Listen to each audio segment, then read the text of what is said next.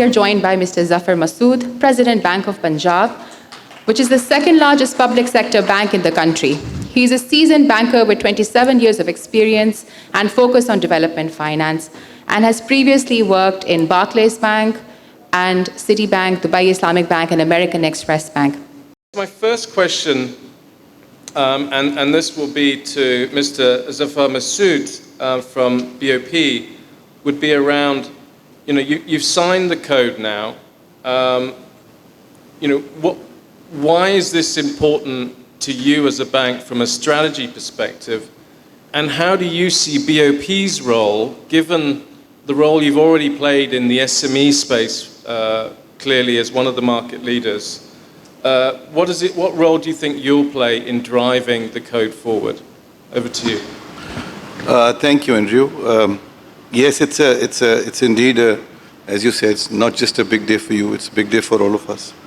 This is one, a big elephant in the room that we need to tackle for promoting financial inclusion in Pakistan. I don't have to get into the details or repeating what we've seen in the morning. It's very obvious, and just one statistic I would still like to repeat is the overall impact of this on the GDP. And the bottom line of the banks is actually directly correlated with the GDP of the country. If you look at the percentage relationship is actually 1-to-1 in Pakistan. In comparison to the region, it's 0.5-to-1. So therefore, it's much more important for us that the financial inclusion of women, which is 45% of the total population, comes through so that the economy grow, the GDP grow, and the banks would grow as well.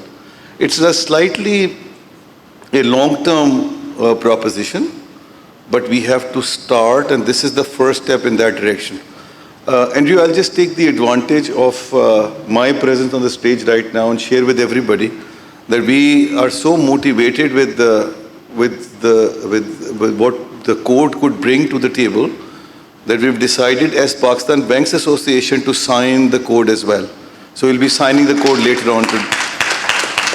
Right after this, the CEO of PBA will be coming back. He had left, but he's now coming back to sign the code. Look, the three things where I personally think that BOP can take the maximum benefit out of the whole thing. One is the fact that, the overall learning that the code would bring in terms of, how has the countries have achieved that on the policy side, and that's where I thought that PBA would take a lead and see what are those policies which we need to take up with the government and the central bank to promote financial inclusion at a macro level. And on the micro level, at the institutional level like Bank of Punjab, we would be very keen to understand how the other institutions like NatWest and the bank in Australia, I'm forgetting the name, it's Westpac.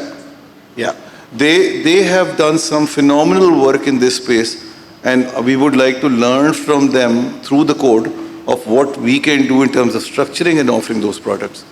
And last but not the least is obviously, look, when you talk about frontier financing, it is frontier financing, let's face it. It is something which is out of the ordinary, it is priority financing, but it is something which is tough financing for a host of reasons which we can talk about later if you like. But it's very important to understand that for frontier financing cannot take off until and unless there is an explicit engagement of the institutions like yourselves, World Bank, and the governments, whether it's sovereign or sub-sovereign like the Government of Punjab. And I think it's very important that we get engaged with you, and we are meeting up on Wednesday, Andrew. I would like to talk about specifics of what facility we can do so that we can increase not just the account opening, but going beyond and lending, which is the financial entrepreneurship piece. Look, Bank of Punjab has a unique advantage in comparison to my other colleagues. Being a public sector organization, we have the first access to the Government of Punjab support. But the idea is, and the space is so large, that Bank of Punjab on their part would like to now act as a program manager, as we did in the case of electronic warehouse receipt, and then invite all the banks to come through and participate in all the government programs, so that, and every government program, by the way, there is a component of women quota. We would like to pursue this at a much larger scale with all the banks.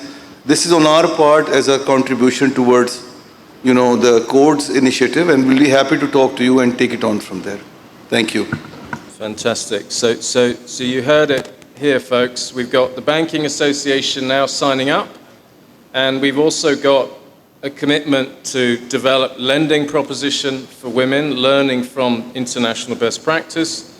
And also, there's an offer on the table for BOP to act, if you like, almost as a women's apex platform to actually, for all banks, through a state bank, to capture this market.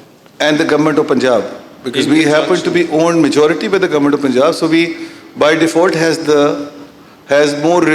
stronger relationship with them. But the template is very much there, and we would like to offer this. We'll get engaged on this. Shosab will also be there. You will be there, and Mariam will be there as well. We'll get engaged with this and talk specifics on how we can turn it into a program where the government of Punjab and yourselves could actually offer this to the entire industry. Just to give you one statistic, I don't like to blow my trumpet all the time. I do it quite often. I know Nasir is laughing, but last year, I think 50 to 60,000 women entrepreneurship loans were done.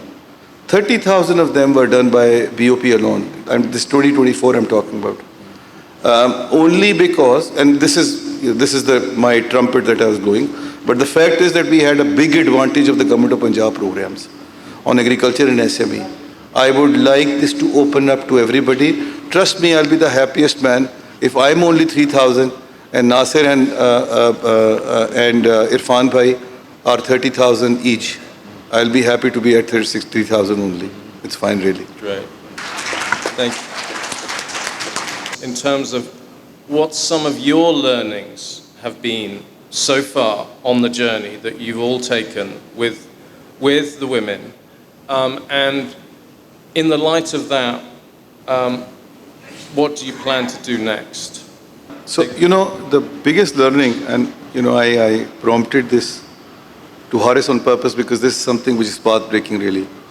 The biggest impediment that we've noticed is the taboo around it. The fact that, the social and cultural barriers, and, what Horace has introduced, what Jazz has done, is really phenomenal. It's something which is helping in breaking that barrier and crossing that hump. I think the starting point should be the people like ourselves, as in the male of the household has to take the lead on it. And the male champions of change, we happen to be the members, Bank of Punjab happen to be the member of Males Champion of Change initiative from Australia, actually. We are members of that, and we believe that that is very important to get the mindset changed. It's really, Andrew, at the end of the day, is a mindset change. And then we can talk about, we saw the numbers on digital side, a terminology which has been thrown around by World Bank is a lovely story, like the elite capture that World Bank thrown around, and people love this in Pakistan now. The other one is digital parda. So this digital parda is also a big problem. It's this digital veil, by the way. The access of women towards the internet and all is another big problem, because the lay of the land is such in Pakistan that in order to acquire women, Haris can do it very well because his cost of acquisition is low. But for commercial banks, the cost of acquisition is very high. So it can't be done without the digital solution. And related to them is obviously bringing them into the formal economy. Women number that we saw in the morning was actually about the formal numbers. There is a large number of women which are informally participating, and they are not being part of the whole thing, and hence they don't get the necessary protection which is necessary in the form of health and education and all, which are part of various government programs. So we need to bring them into that formal sort of this thing. And the fact of the matter is that women inclusion is no longer a CSR activity. It has to be embedded in our DNA, in our the way we operate.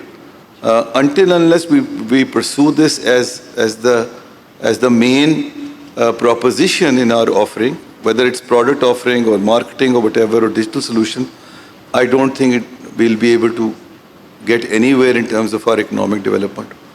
And hence the, institution like us, we really mean to take the lead in this particular space, breaking that cliche, and let women be in the main forefront of financial inclusion.